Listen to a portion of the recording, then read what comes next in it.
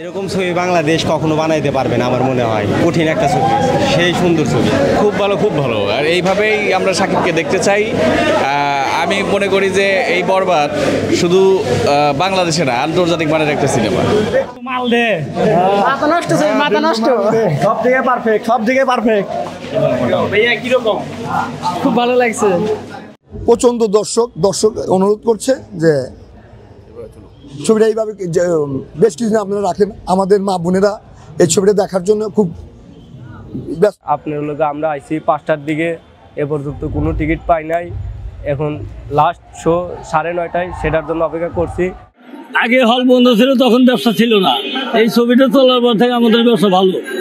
বাংলাদেশে এরকম সিনেমা মনে হয় না আর একটা আছে। আশা করি যারা দেখে নাই তারা দেখলে এর অনুভূতিটা বুঝতে পারবে। নাটোয়াপাড়া চরাঞ্চল থেকে লোক আসছে, পাটনা থেকে লোক আসছে। আমরা বললাম যে ছবিটা ওখানে চলে, বললে যে না ওখানে সিট নাই, তো এখানে আসছে। আর আমরাও সিট দিতে পারি নাই।